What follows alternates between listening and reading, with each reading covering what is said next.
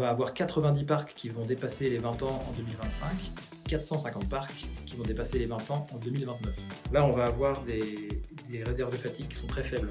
Comment on fait pour s'adapter à ces problématiques? Horizon Durable, le podcast de référence pour les professionnels du secteur des énergies renouvelables par 8 points de France. Bonjour et bienvenue sur Horizon Durable par 8 points de France, le rendez-vous des experts et passionnés des énergies renouvelables. Je suis Tatiana et aujourd'hui nous allons parler d'un sujet clé pour l'avenir du développement de parcs éoliens. Le repowering est le diagnostic des composants pour évaluer la durée de vie résiduelle des éoliennes. Le repowering, c'est un enjeu stratégique majeur. Remplacer les éoliennes existantes en fin de vie opérationnelle pour continuer à produire de l'électricité sur un site éolien. Quand remplacer les éoliennes? Quels sont les critères à prendre en compte pour décider de remplacer ou prolonger une machine? Comment évaluer l'usure des composants des éoliennes existantes et des éoliennes de seconde main? Pour répondre à ces questions, j'ai le plaisir d'accueillir Damien, ingénieur en conseil technique chez 8 points de France. Bienvenue Damien. Avant de rentrer dans le vif du sujet, est-ce que tu peux te présenter en quelques mots? Bonjour Tatiana, alors ingénieur conseil technique. Mon travail chez 8.2 est d'être le référent technique sur différents sujets et notamment le repowering. Je suis rentré chez 8.2 en 2014. J'ai eu d'abord un rôle dans les inspections, inspection de pales, inspection technique d'éoliennes.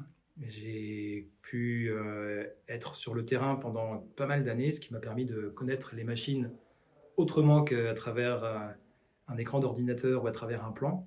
J'ai pu voir comment elles vieillissaient, quels étaient un peu les défauts des différentes plateformes. Et puis j'ai fait des mesures aussi dans les machines pour vérifier comment elles étaient réglées, de la vibration. J'ai travaillé aussi sur la due diligence. J'ai fait du contrôle qualité aussi en usine, ce qui m'a permis de voir les défauts qui étaient préexistants avant même que les machines soient mises sur le terrain à l'usine. Et depuis quelques années, je travaille sur les questions d'extension de durée de vie, les calculs de fatigue, et donc sur les questions de repowering qui sont centrales pour nos clients. Et donc, tu as fait énormément de choses. Aujourd'hui, comme tu l'as dit, on va se concentrer plutôt sur le repowering. On sait qu'il y a de nombreux parcs éoliens en Europe qui atteignent ou dépassent les 15 ans d'exploitation. On peut se poser la question, alors, est-ce qu'il faut prolonger la durée de vie des éoliennes ou bien les remplacer par de nouvelles machines plus performantes? Qu'est-ce que toi, t'en penses? Alors, tout dépend du contexte. En fait, beaucoup d'éléments entrent en jeu. Et pour chaque parc, c'est une stratégie, ça dépend de la stratégie du propriétaire. Et c'est pour chaque parc un cas particulier qui doit être étudié. Globalement, aujourd'hui, avec les nouvelles éoliennes, on est capable de produire plus sur un seul pied, sur un seul mât. Mais la question, c'est est-ce qu'on a le droit de mettre des machines plus grandes? Est-ce qu'on peut accéder? Et est-ce qu'on peut prolonger celles qui sont déjà en place? Et ce qui permet aussi de gérer mieux ces investissements. Peut-être qu'on va investir dans un seul parc et pas dans 10, et puis on va échelonner les investissements sur les différentes années. Donc ça peut être intéressant de continuer à exploiter les machines actuelles. De ce que j'ai compris, pour chaque cas, forcément, ça va être différent. Mais est-ce qu'il y a des facteurs clés qui influencent la décision finale? Oui, alors il y a plusieurs facteurs, effectivement. Hein. Donc les machines actuellement en place sont certifiées pour 20 ans, 25 ans dans certains cas particuliers. Donc effectivement, quand on approche de cette date-là, il faut commencer à se poser la question de la durée de vie des machines. La réglementation impose en France un certificat valide pour les éoliennes. Donc voilà, après 20 ans, que faire? Le certificat est-il encore valide? Donc ça, c'est des questions qu'il faut évaluer avec nos clients. Ça dépend aussi du tarif auquel l'électricité est vendue.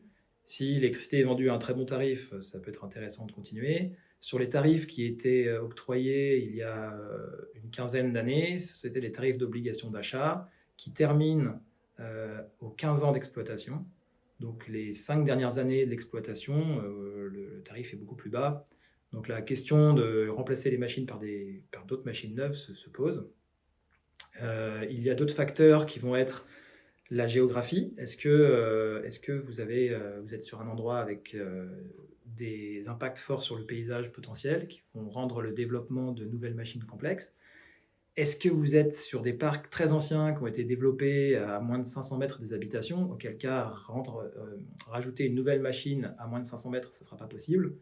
Donc peut-être il y a intérêt à garder l'ancienne.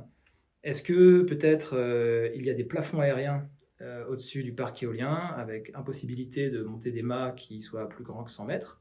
Auquel cas, une fois encore, les nouvelles machines étant très grandes, ça sera difficile de mettre des nouvelles machines. Est-ce que vos éoliennes actuelles sont dans un bon état? Est-ce qu'elles ont mal vieilli? Est-ce qu'elles ont bien vieilli? Est-ce qu'on peut les prolonger sans risque pour la sécurité des riverains? Voilà, c'est tout ce genre de questionnements qu'il va falloir étudier et qui vont influencer la décision du client. Donc il y a quand même pas mal de facteurs, je répète, mais plafond aérien, la géolocalisation, la distance avec les habitations. Et est-ce que finalement on peut vraiment anticiper la fin de vie d'une éolienne et donc optimiser la production du parc et la valeur résiduelle? Alors oui, il faut s'y prendre dès le début. Je pense que les 10 premières années, peut-être on peut attendre et laisser tourner, mais à partir de 10 ans, je pense que c'est une bonne idée de se poser la question du devenir du parc éolien, puisqu'obtenir une autorisation unique pour construire un nouveau parc prend en moyenne 8 ans en France. Donc voilà, si on commence aux 10 ans du parc actuel, on a encore 10 ans de certification pour réfléchir à ce qu'on veut faire. Et je pense que c'est très bien de le prendre à l'avance. Donc on peut étudier toutes les problématiques de développement classiques, riverains, nuisances sonores, environnement, plafond aérien, tout ça c'est des choses qui peuvent être étudiées pour voir quelles solutions on a pour mettre des machines plus grandes. Et puis pour la durée de vie du parc actuel, on peut, par une saine exploitation, une bonne exploitation, un bon suivi des machines, on peut s'assurer qu'elles restent en bon état pour pouvoir les pousser plus longtemps et puis pour pouvoir s'adapter peut-être aux contraintes de développement. Une autorisation qui prend plus de temps, un recours qui va faire qu'au lieu d'avoir l'autorisation de construire en 8 ans, on l'aura peut-être en 10 ou en 12. Voilà, tout ça, ça peut s'anticiper. Et puis, si on n'a aucun moyen de mettre des machines plus grandes et que malheureusement, sur le marché du neuf, on ne trouve pas d'éoliennes d'une taille acceptable pour le site, on va avoir envie de pousser les machines le plus possible. Donc, bien les maintenir, c'est pouvoir se donner une marge de manœuvre pour les exploiter plus loin que les 20 ans de certification. Et pour faire ça, il faut se rapprocher d'un bureau d'études compétent, capable de faire une inspection des machines pour voir dans quel état elles sont réellement sur le terrain et capable de calculer la durée de vie résiduelle des composants. Et ça, c'est un calcul de fatigue qui doit être fait par un bureau d'études qui a dans ses bibliothèques des modèles d'éoliennes qui permettent de simuler les charges sur le modèle de l'éolienne du parc et qui est capable de donner un chiffre en disant voilà, cette machine, elle peut être exploitée par rapport aux 20 ans certifiés, elle peut être exploitée plus 20 ans, plus 10 ans, plus 5 ans, ou des fois plus 2 ans, ou plus 0, ça arrive. Je rebondis sur ce que tu as dit, mais du coup, chez 8 Points de France, vous réalisez des études techniques approfondies pour évaluer l'état des éoliennes. Est-ce que tu peux nous parler un peu plus des étapes clés du repowering et concrètement en quoi ça consiste? Alors, quand nous, on est approché par des clients pour discuter de repowering avec eux, on va essayer de comprendre son planning, comprendre où il en est dans ses réflexions et comprendre qu'est-ce qui lui reste comme temps, comme délai. Donc d'abord, on va se renseigner sur l'état de développement du parc qu'il veut renouveler. Où est-ce qu'il en est? Est-ce qu'il a déjà fait ses demandes d'autorisation? Quelles sont ses contraintes? Est-ce qu'il y a un plafond aérien? Et on va essayer de comprendre avec lui sous quel délai il va savoir s'il peut mettre des éoliennes neuves ou pas. Donc, on va comprendre son délai et lui, il a besoin de savoir est-ce qu'il est pressé, est-ce qu'il n'est pas pressé dans sa prise de décision. Donc, on va faire avec lui une étude de durée de vie, où on va calculer la durée de vie de son parc par un calcul de fatigue, et ça va nous permettre de lui donner une horizon de temps. Il va savoir si il a peut-être juste 2 ans pour prendre une décision de démanteler son parc, ou si en fait il lui reste encore 15 ans d'opération, et donc qu'il a le temps de développer un nouveau parc, qu'il a le temps de demander les autorisations, etc. Donc on va explorer 3 scénarios avec lui. On va explorer le maintien de l'existant. Donc là, effectivement, comme tu l'as dit, on va pouvoir mener des inspections techniques ciblées sur ces éoliennes pour comprendre leur état. On va regarder l'état des composants actuels. On peut faire des scénarios de coûts d'opération. pour les maintenir en fonctionnement. On va étudier un deuxième scénario, ce serait des éoliennes neuves, mais avec des hauteurs de mât de l'ordre de 150 mètres, donc beaucoup plus hautes. Ça, c'est ce qui existe sur le marché actuellement. Et ça entraîne des contraintes, on l'a vu, en termes d'acceptation, puis en termes d'autorisation avec les plafonds aériens. Et puis on va regarder avec lui les éoliennes de seconde main. Donc, c'est-à-dire, on a des éoliennes en place qui ne peuvent pas durer très longtemps. Il n'existe pas sur le marché d'éoliennes d'une taille convenable pour ce site. Donc, il va falloir qu'on trouve des éoliennes d'occasion, en pas trop mauvais état, pour les mettre sur le site à la place des anciennes. Et là c'est pareil, il faut s'y prendre à l'avance. C'est bien de s'y prendre, d'avoir une fenêtre d'au moins 2 ans, parce qu'il faut surveiller le marché de la seconde main pour être le premier sur les bonnes machines, des machines de bonne qualité, pas trop fatiguées qui sortent, et pouvoir rapidement lancer les audits ad hoc pour vérifier qu'elles sont en bon état et puis pour pouvoir les acheter. On parlait des éoliennes de seconde main. Il y a forcément des critères et des composants à évaluer. Est-ce qu'il y en a qui sont particuliers au marché de la seconde main à surveiller en priorité? Alors, la première chose qu'on va faire, c'est de chercher des éoliennes qui sont compatibles en termes de taille et de diamètre avec l'autorisation du parc sur lequel on veut les installer. Donc, on va essayer de pas dépasser, on ne doit pas dépasser la jauge qui a été accordée au moment de l'autorisation unique ou du permis de construire. Et puis, on va chercher des éoliennes qui sont connues pour leur solidité et pour leur robustesse. Ça permettra de diminuer les coûts d'opération. Donc ça, c'est des éoliennes qui sont souvent demandées sur le marché de la seconde main. Donc voilà, il faut être à l'affût. Et on va surveiller en particulier des composants qui sont critiques, donc la boîte de vitesse sur les boîtes qui en ont. Donc voilà, il faut être capable de faire rapidement une vidéo endoscopie sur une boîte de vitesse d'éolienne de seconde main pour vérifier à qui on a affaire, est-ce que la boîte est en bon état ou pas. Ça va avoir une influence sur le prix d'achat. On va aussi vérifier la génératrice de l'éolienne. Est-ce qu'elle a bien vieilli? Est-ce que les isolants sont encore en bon état? Les pales aussi sont un composant qui est majeur et sur lequel il faut faire des inspections pour vérifier qu'on ne va pas monter des pales qui sont déjà très fatiguées, parce que changer des pales, ça nécessite une grue, donc c'est toute une logistique coûteuse et longue. Et puis on va aussi regarder toute la chaîne cinématique de l'éolienne de seconde main, les roulements principaux, la boîte de vitesse, comme on l'a déjà dit, et les roulements de la génératrice.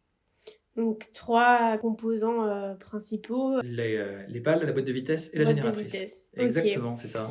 Et je pense que tu nous en as déjà un peu parlé, mais est-ce qu'il y a des méthodologies spécifiques pour prolonger la durée de vie d'une éolienne? Oui, alors globalement, une bonne maintenance, ça c'est le principal. Maintenance régulière, pas de trous dans les contrats de maintenance. Une surveillance régulière aussi de l'exploitant pour s'assurer que la machine est toujours connectée au réseau, qu'elle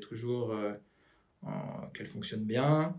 Il faut bien vérifier le graissage, il faut bien vérifier tout ce qui est les mesures vibratoires, par exemple, sur les composants principaux qu'on a vus tout à l'heure, la gearbox notamment et la génératrice, pour s'assurer qu'on ne va pas avoir des dégâts dans ces composants.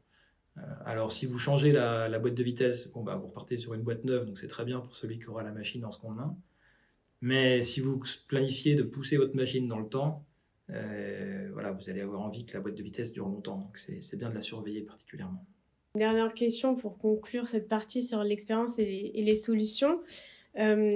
Toi, tu as dû faire face à des défis, j'imagine, tout au long de tes inspections, et notamment lors des diagnostics. Est-ce que tu peux nous en parler un peu plus? Oui, alors effectivement, dans la majorité des cas, il y a de la marge de durée de vie sur les parcs français qui atteignent les 15 à 20 ans. Donc en général, il n'y a pas trop de problématiques, mais sur certains parcs historiques qui ont été construits dans des endroits très très ventés, sur des crêtes, avec des flux de vent très turbulents, là on va avoir des réserves de fatigue qui sont très faibles. Et donc la question, c'est comment on apprécie l'état réel de la machine et comment on apprécie la marge de manœuvre qu'on a pour démanteler ou pas un parc. Il Il y a des contrats d'achat du courant qui sont là peut-être par exemple pour 22 ans, et puis votre machine, elle, les calculs de fatigue disent qu'elle va durer 21,5 ans. Comment on fait pour s'adapter à ces problématiques de durée de vie, notamment pour les pales, qui sont un composant qui est très grand, qui doit être inspecté, mais pour apprécier son état réel, ça nécessite soit effectivement une inspection rapprochée au contact, soit peut-être des fois des contrôles non destructifs. Et ce sont des contrôles qui sont coûteux. Et puis pour les parcs qui vont être prolongés et où les composants principaux comme la génératrice ou la gearbox sont en état moyen, il faut estimer le taux de remplacement des multiplicatrices, le temps qu'elles peuvent encore tourner, et puis le coût de leur remplacement dans le temps. Donc là, essayer de se projeter sur un calendrier à plus 10 ans en disant bon, bah, la multiplicatrice, elle va casser dans 2, 3, 4 ans. Ça, c'est complexe, et pourtant, c'est nécessaire pour le client pour qu'il puisse faire son plan d'affaires et faire ses investissements et ses provisions pour pouvoir exploiter son parc.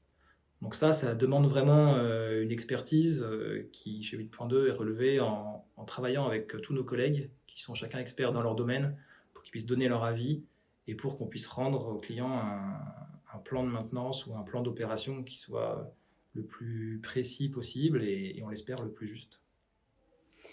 Comme tu l'as très bien dit, l'expertise technique, c'est essentiel chez 8 France. Ce qui fait aussi la différence, c'est notre approche basée sur l'esprit d'équipe, l'engagement et l'excellence opérationnelle. Comment est-ce que tu pourrais nous retranscrire l'esprit d'équipe dans un projet de diagnostic ou de repowering? C'est vraiment un excellent exemple, le repowering et les extensions de durée de vie.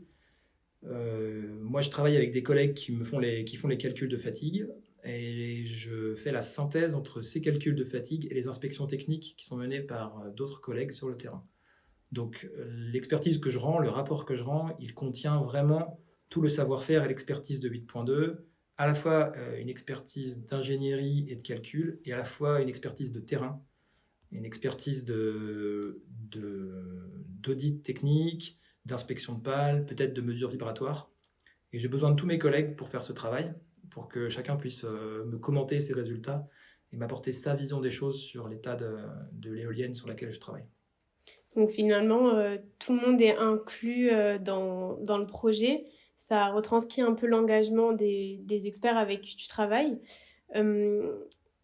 Pour accompagner les exploitants dans leur transition, toi, l'engagement, comment est-ce que tu le vois quand tu travailles comme ça en équipe? Alors, justement, c'est ça, hein, la grande difficulté, c'est d'être capable de prendre l'expertise de chacun, très pointue, et de la remettre dans un contexte plus global pour rendre une réponse satisfaisante et claire à un client sur l'état de son parc et sur son projet de repowering. Donc il va falloir être capable d'inspecter vite et de manière fiable des éoliennes qui vont être démontées ou qui sont déjà démontées pour savoir si on peut les acheter. Donc là, il va falloir être très efficace sur le terrain. Et puis, il faut qu'on soit capable de faire la synthèse entre des expertises diverses pour pouvoir donner une réponse à la question est-ce que je l'achète ou est-ce que je n'achète pas cette machine de seconde main qui est disponible. Et dernier point que j'aimerais aborder avant notre conclusion et toi, tes conseils en tant qu'expert. Comment est-ce que tu garantis l'excellence opérationnelle tout au long du cycle de vie des éoliennes? Alors, comme dans beaucoup de machines tournantes, la clé, je pense, c'est de suivre l'opération, de suivre l'exploitation de ces éoliennes. Il faut monitorer le fonctionnement, il faut faire inspecter régulièrement ces éoliennes pour s'assurer qu'elles sont dans un bon état, un état conforme, et au-delà de ça, dans un bon état pour être capable de produire correctement, avec de la performance et le plus longtemps possible. Et donc pour ça, il ne faut pas juste se reposer sur des contrats, mais il faut quand même travailler avec des gens de terrain qui vont aller vérifier que le contrat est respecté et que il n'y a pas des aspects qui passent sous les radars du monitoring et qui pourraient avoir un impact sur la durée de vie de l'éolienne. Toi, tu as tout ce recul parce que ça fait quand même très longtemps que tu fais ça et que tu as eu énormément d'expérience. Est-ce que tu aurais des conseils à donner aux exploitants qui envisagent un repowering, un peu une conclusion de tout ce qu'on vient de se dire et peut-être des mots que tu aimerais que les gens retiennent en nous écoutant? Alors, je pense que le mot-clé, c'est l'anticipation. Moi, je pousse nos clients à anticiper largement le repowering et à se poser la question, comme on l'a dit tout à l'heure, dès l'année 10, pourquoi pas venir discuter avec nous pour discuter un peu des problématiques, des impacts potentiels, pour pouvoir avoir une vision claire de quand lancer les études, à quel moment clé, et puis se projeter un peu vers l'avenir, anticiper. Je vais reprendre ce mot anticiper et je vais faire appel un peu à ton recul d'expert. Comment est-ce que tu vois l'évolution du secteur dans les prochaines années en France? Alors pour le secteur de la deuxième vie ou du repowering, ça va être une croissance assez fulgurante puisque tous les parcs qui ont été mis en service il y a 20 ans vont avoir 20 ans bientôt. Et les mises en service se sont succédées à des rythmes de plus en plus importants dans les 20 dernières années. Donc à titre d'exemple,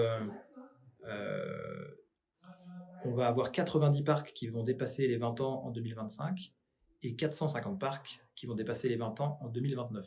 Donc en 5 ans ou 4 ans, on va assister à un quintuplement des parcs qui vont avoir dépassé les 20 ans. Donc il va y avoir de plus en plus de clients qui vont se poser cette question-là et donc c'est un secteur qui va vraiment prendre son envol et qui va décoller très fort dans les prochaines années. Oui, parce que 2025, on est en plein dedans et finalement 2029, c'est demain, donc ça arrive super vite. Est-ce que tu as un message clé pour les acteurs de la transition énergétique que tu aimerais faire passer aujourd'hui? Oui, alors sachez que vous avez des réserves, il y a de la réserve de fatigue dans la plupart des cas. Ce qui fait qu'il est possible, en ciblant sa maintenance et en faisant une bonne maintenance et un bon suivi des machines, il est possible de les pousser au-delà de 20 ans. Donc voilà, ça c'est plutôt le côté rassurant. Mais ça, il faut s'en assurer en faisant une étude d'extension de durée de vie. Et puis, il faut se poser la question de la seconde main, qui est une option très crédible pour les parcs éoliens français. On est sur des jauges contraintes en France, avec des problématiques multiples, de riverains, de bruit, de visibilité. Et donc, pour ces raisons-là, on ne peut pas forcément mettre des éoliennes neuves. Donc, le marché de la seconde main est une option crédible, mais pour ça, il faut l'anticiper, il faut le surveiller et il faut savoir quelle machine choisir. Donc, pour ça, il faut faire appel à de l'expertise. Merci beaucoup Damien pour ce partage. On a pu mieux comprendre les enjeux du repowering et du diagnostic des éoliennes. L'importance d'une approche technique rigoureuse pour optimiser la rentabilité et la durabilité des installations qui sont existantes. Si vous avez aimé cet épisode, n'hésitez pas à vous abonner pour rien manquer des prochains témoignages et des expertises sur la transition énergétique. Et vous pouvez aussi retrouver plus d'informations sur notre site en barre d'infos et notre LinkedIn. À très bientôt. Au revoir. Le podcast est terminé, mais nos experts continuent de prendre la parole sur le LinkedIn de 8 Points de France. Rejoignez notre communauté.